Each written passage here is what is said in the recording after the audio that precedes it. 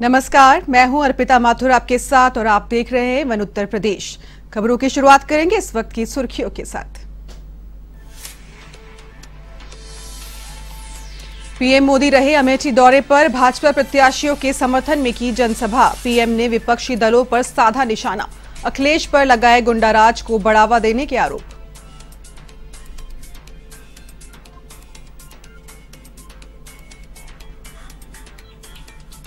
बाराबंकी दौरे पर कांग्रेस महासचिव प्रियंका गांधी चुनावी जनसभा को किया संबोधित, कहा धर्म और जाति से ऊपर उठकर विकास के नाम पर दे वोट।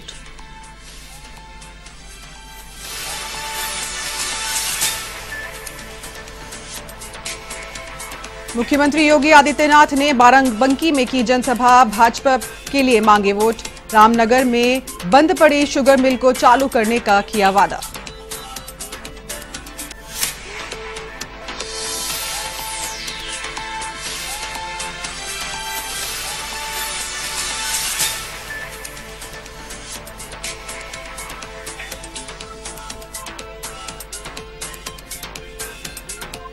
छत्तीसगढ़ के मुख्यमंत्री भूपेश बघेल और स्टार प्रचारक सचिन पायलट ने किया प्रचार। कांग्रेस उम्मीदवारों के लिए मांग रहे हैं वोट। डबल इंजन सरकार पर किया पलटवार, कहा जनता करेगी बदलाव।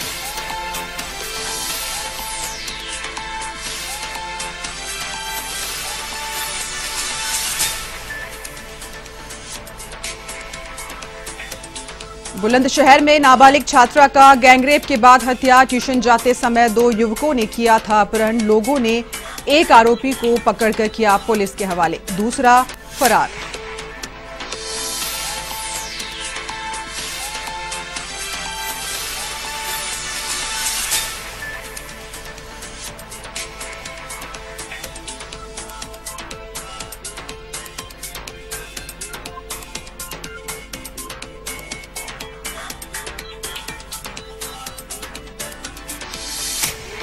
अब खबरें विस्तार से, जहां प्रधानमंत्री नरेंद्र मोदी ने अमेठी में जनसभा को संबोधित किया। उन्होंने बीजेपी प्रत्याशियों के समर्थन में जनसभा को संबोधित किया।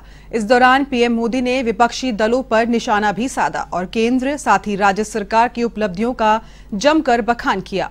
अमेठी में भाजपा ने सड़क, मेडिकल कॉलेज, स्कूल और बाईपास का निर्माण करवाया है। वहीं विपक्ष के लोग परिवारवाद की राजनीति करते हैं, जबकि भाजपा की डबल इंजन की सरकार विकास के काम करती है।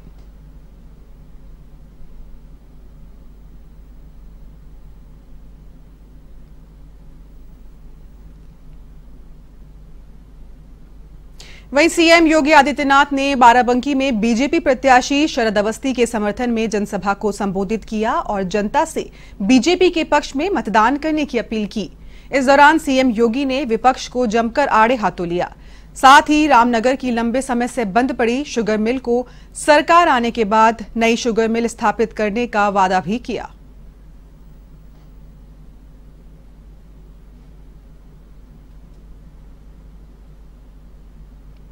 लोग परेशान हैं, वे मुझसे बहस करते हैं, कहते हैं कि आपने कौन काम करवाया है। मैंने कहा देखो, एक्सप्रेस हाईवे बनाए हैं हम लोगों ने, एक्सप्रेस हाईवे बनाए हैं, हाईवे बनाए हैं, रेलवे बनाए हैं, मेडिकल कॉलेज बनाए हैं, पॉलिटेक्निक, डिग्री कॉलेज सब बनाए हैं। कहा पैसा कहां से आया है? मैंने कहा देखो, हमने एक नया यंत्र विकसित किया है। आप समझ गए होंगे ना, एक नया यंत्र हमने विकसित किया है। वह हाईवे और एक्सप्रेस वे भी बनाता है और माफिया और गुंडों के ऊपर चढ़ करके, रगड़ करके उनके घर से पैसा भी निकालता है। कांग्रेस पार्टी की राष्ट्रीय महासचिव प्रियंका गांधी ने बाराबंकी की जैतपुर विधानसभा क्षेत्र के मसौली कस्बा में जनसभा को संबोधित किया। आपको बता दें, वहां पर उन्होंने जनसभा को संबोधित करते हुए प्रदेश की योगी सरकार पर जमकर निशाना भी साधा। साथ ही उन्होंने कहा कि भाजपा धर्म और जाति के नाम पर वोट मांग रही है। प्रियंका गांधी ने बीजेपी पर महिलाओं के रोजगार को लेकर भी निशाना साधा।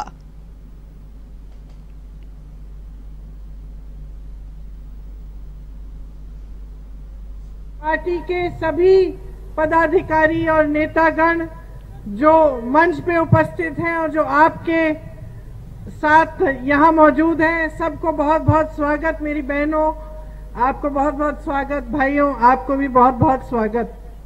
आज देवा महादेवा की जमीन पर खड़े होकर बहुत गर्व हो रहा है। यहाँ से आजादी की लड़ाई श्री रफी अहमद किदवाई जी ने भी लड़ी। इस धरती को मेरा नमन। देखिए, चुनाव आ गया है। अब ये आपकी एक महान धरती है, एक महान प्रदेश है। आपकी विधानसभा, आपके क्षेत्र ने यहां से बड़े बड़े नेता दिए, रफी अहमद किदवाई जी जैसे, जो आजादी के लिए लड़े, जिन्होंने देश को अपना जीवन समर्पित किया। आपका प्रदेश, ये उत्तर प्रदेश, बहुत महान प्रदेश है। इस प्रदेश में सबसे ज्यादा नौजवान है पूरे देश में। सबसे ज्यादा नौजवानों की ऊर्जा यही है। यहाँ की धरती उपजाऊ है। यहाँ पे खेती अच्छी तरह से हो सकती है। यहाँ पे शिक्षित नौजवान, जिनकी के काम करने की योग्यता है, जिनको अगर सक्षम किया जाए तो देश में खूब वो भागीदारी दे सकते हैं, वो सबसे ज्यादा उत्तर प्रदेश में। वहीं यूपी के देवरिया जनपद के भाटपार रानी विधानसभा में छत्तीसगढ़ के मुख्यमंत्री भूपेश बघेल ने जनसभा को संबोधित किया। आपको बता दें, कांग्रेस प्रत्याशी के समर्थन में जनता से उन्होंने वोट की अपील की। बघेल ने कहा कि चुनाव निर्णायक दौर में पहुंच चुका है और पूरे देश में दिख रहा है कि बीजेपी के खिलाफ हवा चल रही है। 10 तारीख को योगी जी को जनता मठ में बैठा देगी।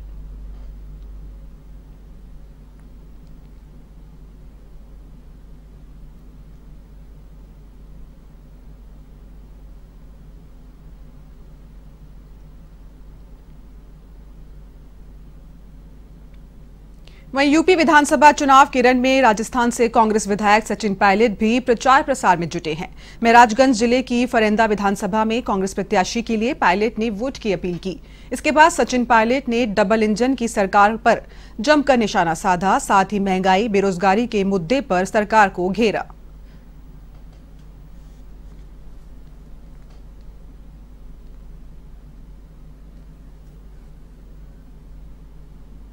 जी भारी बहुमत से चुनाव जीते जा रहे हैं और अलग अलग दल के लोग छोड़कर आज कांग्रेस ज्वाइन कर रहे हैं। इस बात का संकेत है कि हवा किस तरफ बढ़ रही है।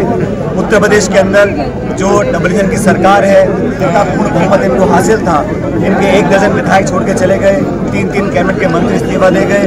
तो जो जमीनी हकीकत है वो परिस्थिति को लोग समझ रहे हैं। बदलाव के संकेत स्पष्ट है। उत्तराखंड, यूपी में बीजेपी के जाना तय है और मुझे लगता है कि कांग्रेस पार्टी का प्रदर्शन बहुत बेहतर रहेगा और हम लोग पहली बार 30 सालों में 400 सीट पर चुनाव लड़ रहे हैं। तो वही समाजवादी पार्टी को समर्थन देने के बाद उत्तर प्रदेश में कोई भी सीट नहीं मिलने, आदिवासी बाहुल्य सोनभद्र की भी कोई सीट नहीं मिलने से आक्रोशित गोंडवाना गणतंत्र पार्टी के तकरीबन 25 पदाधिकारियों ने व्यक्तिगत तौर पर बहुजन समाज पार्टी के प्रत्याशी हरिराम चेरो को समर्थन दिया है। सभी ने हरिराम चेरो को चुनाव जिताने का हुंकार भरा। छत्तीसगढ़ की गोंडवाना गणतंत्र पार्टी, जो पिछले कई वर्षों से सोनभद्र में आदिवासी संगठन मजबूत करने का काम कर रही है।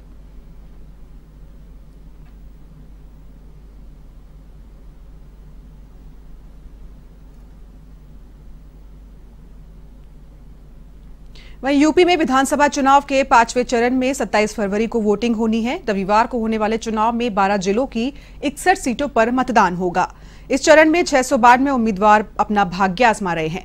इससे पहले यहां पर चुनाव प्रचार जोरों पर रहा। इन 12 जिलों की अनुसूचित जाति के लिए सुरक्षित 9 सीटें शामिल हैं।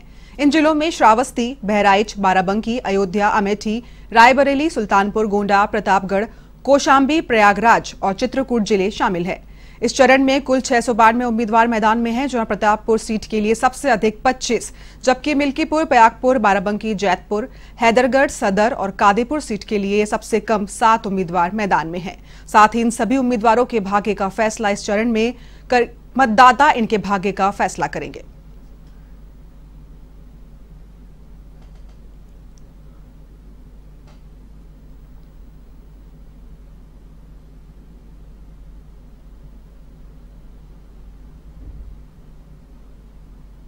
वहीं उत्तर प्रदेश में 4 चरण का चुनाव खत्म हो चुका है और अब बारी 5वें चरण में अवध और पूर्वांचल की है।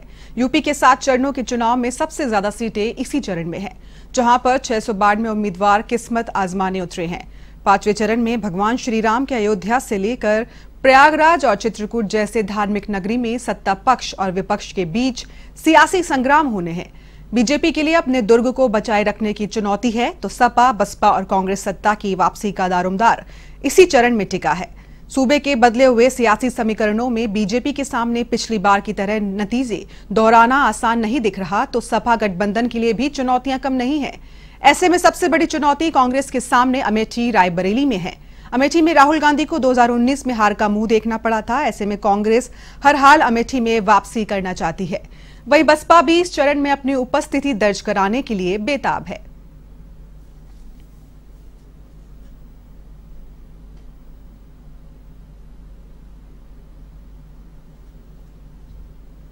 यूपी विधानसभा चुनाव के 5वें चरण में कई वीआईपी सीटों पर कई नामचीन और बड़े राजनेता मैदान में उतरे हैं।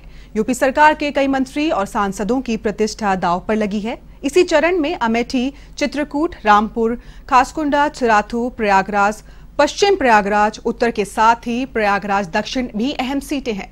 तो वहीं जैतपुर, अयोध्या के साथ गोंडा भी वीआईपी सीट मानी जा रही है। साथ ही दूसरी ओर इस चरण के चुनाव में योगी सरकार के कई दिग्गज मंत्रियों की भी अग्नि परीक्षा है। उप मुख्यमंत्री केशव प्रसाद मौर्य सिराथू सीट से चुनाव लड़ रहे हैं, तो कैबिनेट मंत्री राजेंद्र प्रताप सिंह उर्फ मोती सिंह पट्टी सीट से उतरे हैं। कैबिनेट मंत्री सिद्धार्थनाथ सिंह इलाहाबाद पश्चिम से प्रत्याशी हैं, तो नागरिक उड्डयन मंत्री नंद गोपाल नंदी इलाहाबाद दक्षिण से, समाज कल्याण मंत्री रमापति शास्त्री मनकापुर सुरक्षित सीट से, साथ ही राज्य मंत्री चंद्रिका प्रसाद उपाध्याय चित्रकूट सदर से चुनावी मैदान में उतरे हैं। योगी सरकार के मंत्री रहे मुकुट बिहारी की जगह उनके बेटे चुनावी मैदान में है।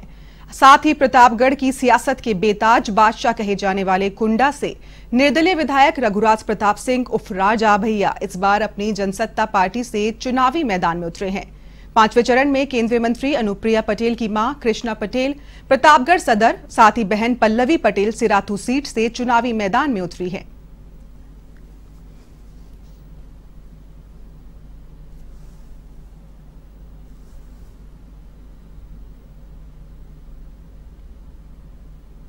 उत्तर प्रदेश को बुलंदशहर विकास प्राधिकरण ने अवैध कॉलोनियों पर शिकंजा कसना शुरू कर दिया।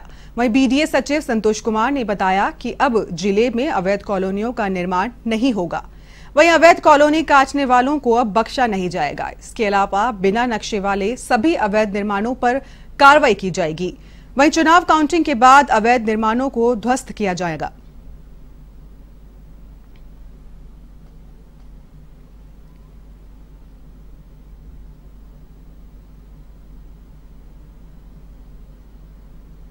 कॉलोनियाँ बन रही हैं, उसके खिलाफ बीडीए द्वारा हमेशा समय समय पर कार्रवाई की जाती रही है, ध्वस्तीकरण किया जाता रहा है।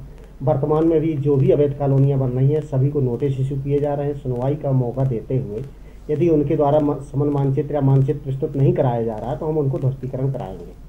आचार संहिता जैसे ही हमारी समाप्त होती है, पुलिस बल हमें मिल जाता है, तत्काल हम एक पूरा रूटीन वे में चलाते हुए जितने ध्वस्तीकरण आदेश पारित किए गए हैं सभी जगह ध्वस्तीकरण कराएंगे। बढ़ते हैं अगली खबर की ओर, जहां यूपी के चंदौली से सिवान के करनौल गांव में महिला का शव मिलने से सनसनी फैल गई।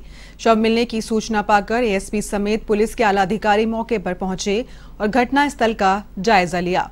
पुलिस के मुताबिक महिला से निर्मम तरीके से मारपीट की गई, जिससे उसकी मौत हो गई। वहीं मृतका की बेटियों ने अपने पिता पर ही हत्या करने का आरोप लगाया है। ऐसे में पुलिस ने महिला के पति सहित 4 लोगों को हिरासत में लेकर जांच पड़ताल शुरू कर दी। फिलहाल पुलिस पूरे मामले की जांच कर रही है।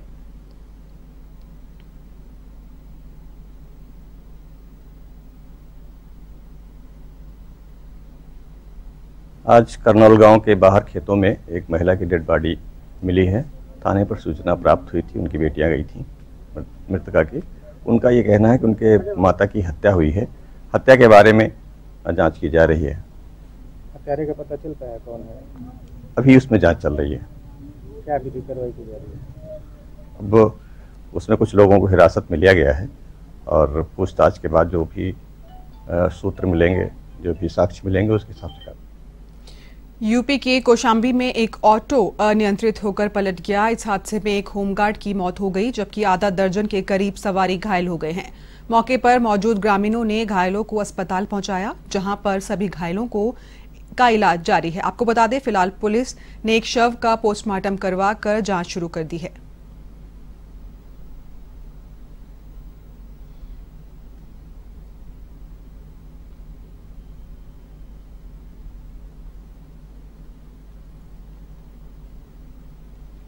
वहीं यूपी के कासगंज में खेत की रखवाली कर रहे किसान की अज्ञात लोगों ने निर्मम हत्या कर दी। अज्ञात बदमाशों ने धारदार हथियार से गला रेत कर किसान होरीलाल को मौत के घाट उतार दिया। इधर घटना की सूचना पाकर पहुंची पुलिस ने मौका मुआवना कर आरोपियों की तलाश शुरू कर दी। पूरा मामला सदर कोतवाली क्षेत्र के भैंसोरा बुजुर्ग गांव का बताया जा रहा है। फिलहाल पुलिस पूरे मामले की जांच में जुटी है।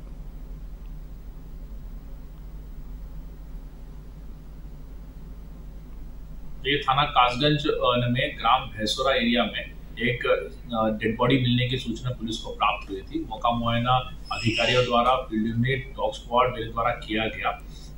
व्यक्ति की गला काट के हत्या कर दी गई है। इसमें जो भी तहरीर मिलेगी उसके ऊपर मुकदमा पंजीकृत कराया जाएगा। साथ ही में डेड बॉडी को पंचायतनामा भर के पोस्टमार्टम के लिए भेजा गया है। जल्द ही इस घटना के खुलासे के लिए। वहीं यूपी के बुलंदशहर में नाबालिग छात्रा के अपहरण के बाद गैंगरेप का मामला सामने आया है। पुलिस में दर्ज रिपोर्ट के मुताबिक ट्यूशन जाते समय बाइक सवार 2 युवकों ने छात्रा का अपहरण कर वारदात को अंजाम दिया। आपको बता दें, स्थानीय लोगों ने एक आरोपी को पकड़कर पुलिस के हवाले कर दिया। फिलहाल पुलिस पूरे मामले की जांच में जुटी है।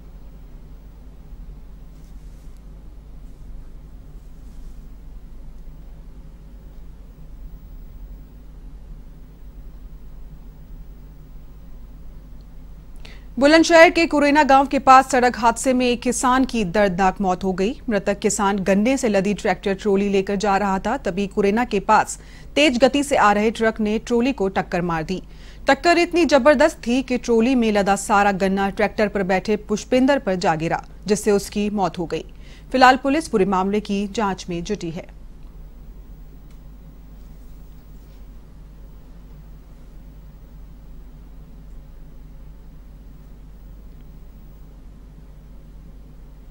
वहीं यूपी के बुलंदशहर में जंगल से लकड़ियां लेने गई महिला से दबंगों ने मारपीट की। इस दौरान आरोपियों ने महिला को जाति सूचक शब्दों से अपमानित भी किया। साथ ही महिला की चीख पुकार से घबराकर आरोपी मौके से फरार हो गए। इस घटना के बाद पीड़ित महिला ने पुलिस थाने में रिपोर्ट दर्ज कराई। फिलहाल पुलिस पूरे मामले की जांच कर रही है।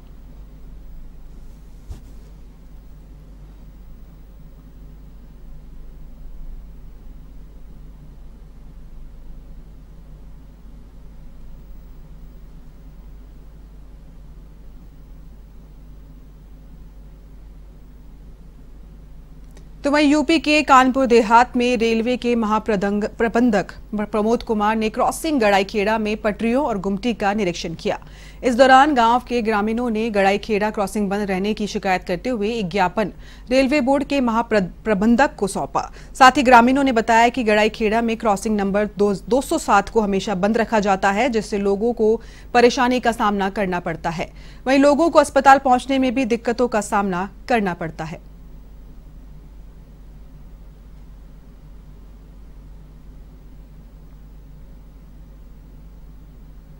में जब गाड़ी नहीं है उस समय गेट को खुलना है। उसका ट्रैफिक देखते हुए कितना ट्रैफिक रोड का आता है वो मैंने ऑलरेडी निर्देशित किया है कि जितना ज़्यादा से ज़्यादा समय गेट को खोलने का कार्य किया जाए। आज हमारे यहाँ DRM साहब आए और उन्होंने रेलवे फाटक 207C-2E का निरीक्षण किया। गांव वालों की एक समस्या थी, ये गेट बहुत दिन से लंबे समय से बंद चल रहा था, जिसको उन्होंने अतः शीघ्र खुलवाने की कोशिश के आश्वासन। तो एवन उत्तर प्रदेश में फिलहाल के लिए बस इतना ही। बाकी तमाम खबरों के लिए आप देखते रहिए A1 TV। नमस्कार।